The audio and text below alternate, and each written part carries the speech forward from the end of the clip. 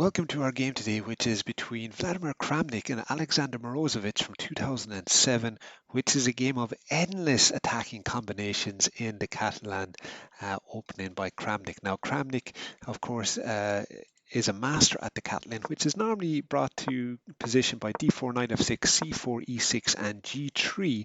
But in the game, we see Kramnik transposes to it by playing knight f3, c4, e6, g3, and then d5 is played by Morozevich. Now, this can enable you to play e3 to protect the pawn and capture back if it's taken. But instead we get d4 by Kramnik, and after d takes c4 we get g2. Now if you really wanted to hold on to your pawn that you've given up, you would play a4, queen a4 check, and after knight blocks b7 we play g2 now, and after a6 with the idea of protecting and making a pawn chain here, you take back with the queen. However, in this position, Kramnik decides not to do that. He plays bishop to g2, and now we get the a6. Now, this whole game is based around the strength of the very powerful light square bishop in the Catalan opening. And Kramnik has given up a pawn to prove that the compensation of the strength of this bishop is enough for him to win the game. Now, let's see how he shows that this is the case. So we get knight e5 attacking the pawn, we get bishop to b4, and then knight to c3.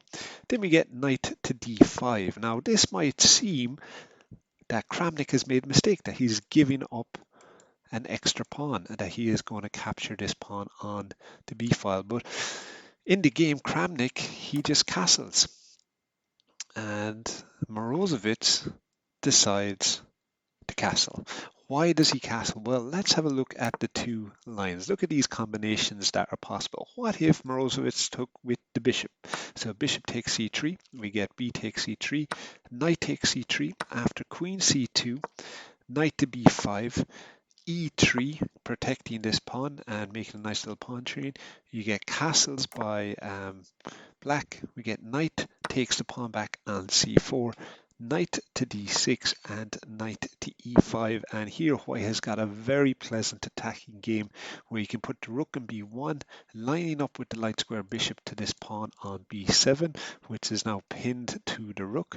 We've also got the queen here attacking the pawn on c7. We've also got possible lines for the rook to pin the knight to the rook, and of course we've got a nice little outpost for our knight here, with the queen also targeting the h7 pawn. So a very nice attacking game here if black decided to go down this line. However, let's go back, and after castle, instead of castles, what if he had taken Morozevich with the knight? So knight c3, you have to take, you don't want to give up your queen. B takes and bishop takes on c3. And here again, we get this bishop lined up on the b file, attacking the b7 pawn. And after queen takes d4, now you're hanging your knight. But here we get queen to a4 again, and playing the b5 pawn, it seems, well, black has done everything right here. But after a nice move here of queen to a3, which is classified as a great move, of course, you've opened up the attack to the rook on ace a8. But let's not forget, you've also left your knight hanging on e5. So after queen takes, now at this moment in time, black is up 6 points in material. You get a nice little intermezzo move of bishop to f4, queen to f6, and now you take on c7 with the bishop, because this rook is not going anywhere. So now if you try to save your rook by going to a7, in this position, you see that black is up 5 points of material, and yet the computer has it up 1.5 in white's favor. Why is that? Well, it's because after bishop takes b8, rook to d8 is classified as the best computer move, which allows you to pin it to the king, because the rook is in such a difficult position to play. After something like b4 attacking the queen, we can take the rook, and after bishop to d7 and queen to a6, we get castles and b7, and we see that white is in a very nice winning position over +2 by the computer. So even though it seemed like Kramnik had allowed himself to give up an extra pawn here, Morozevich doesn't fall into the trap, as it were. So he castles in this position. Then we get queen to c2, and after b5, making the pawn chain, it's only connect 3 though, so Morozevich didn't win the game on the spot because he needed to get 4, as we all know. We get knight to d5. Now this is a clever move by Kramnik because what he's trying to do is soften up these light squares towards this rook. Now, but we see that Morozevich has a very nice, very strong chain going on here. So what does Kramnik do to attack this? What would you do? Well, he plays b3. Now, b3 is a very smart move, and we're going to see why. Now, of course, we see that white has this very nice knight here on e5. So, of course, f6 is always a threat. But in the game, we see that Morozevich plays the pawn to c6 move. Further connecting, making this pawn diamond, if you like, and really solidifying the rook behind a lot of safety. Now, what would happen if instead you played f6? Well, after f6, you could play b takes c4, and if you take the knight back, you can now play the nice little move of bishop to d5 check, winning the rook. So that was why f6 was not played, rather we got c6. And here Kramnik decides to go for it. He goes e4.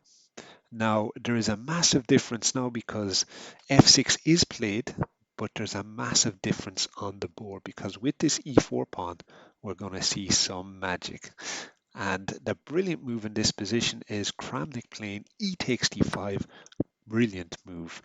Why is this a brilliant move? Well, Morozevich takes the knight, then we get b takes c4. What another great move this is. So then we get e takes d4. So there is just absolute mayhem on the board at the moment. Kramnik then plays d takes c4, threatening to play c7 on the next move, forking the knight and the queen and opening an up attack on the rook. Now in this position, we get not a great move by Morozevich. We get bishop to e6. Now, what do you think is the best move here? Well, would you say it's c7 here? Well, in fact, it's not, because let's play c7 in this position. We're opening up the attack to the rook, but unfortunately, we can play queen takes c7, and after bishop takes rook, queen takes c4, trading off the queens. You're now after opening up a vicious attack on your own rooks after rook to d1, bishop to c3, rook to b1, and bishop to a2. You're going to lose one of your rooks. Well, you're going to trade it off, aren't you? You're going to lose the exchange, and black is completely winning in this position. So as a result, in this position, Kramnik plays c takes b5, which is a great move. Why is this a great move? Well, it's all about the strength of this light squared bishop. So we get d3 in this position by Morozevich, trying to get some muddy waters in the game, attacking Kramnik's queen, and Kramnik just calmly plays c7. Now, if you think as black, well, I can just take, and after you take, I'm going to capture you back. And but in this position, you see bishop takes the rook on a8. You can play something like bishop to c4, but after bishop to g5, if you take and take, white, in fact, is plus 2.5 in this position. So going back, seeing this, Morozevich plays queen to d4. Now, that is a mistake because it allows another great move by Vladimir Kramnik, which is queen to a4.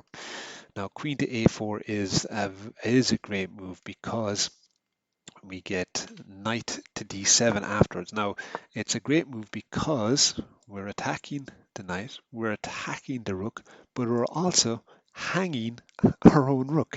So what happens here if Morozevich takes this rook? Well, after this, we play queen to b4, taking the hanging bishop. We get rook to a7, we get b6, and now this rook is just dead on the spot. So he takes the pawn, and we get the wonderful move here of queen takes f8 check. We get king takes f8, pawn takes rook, queen to e5, bishop to f4, knight to c6. You have to give up your queen, and after takes, rook e1, pawn to d2, rook to d1, we get knight to g6 and rook to d2. After knight e7, we get the beautiful move of rook to d8 check and king f8, and the game is all over. So unbelievable combinations in this game, as you can see. But if we go back to this position, we get knight to d7. Morozevich not falling in for the trap here of taking. Then we get this lovely move of bishop to e3, attacking the queen. So we get queen d6, and now we take this rook, which we've been threatening to take for the whole game. So we get rook a8 and bishop to f4, trying to protect the pawn here behind the queen. So we get queen to f8, and then we get b6. Now b6 looks like a bit of a stupid move, because you're thinking, well, you've just given up a free pawn. But have you? Because if you take here, you get the very simple move of queen to c6, and you're going to win one of these pieces. So because of that, Morozevich plays a knight to e5, has to block off this, and we get a free piece for bishop to e5. We get queen to f3, and then queen to d1, looking to trade off now in a position of strength. Kramnik, we get queen to e4.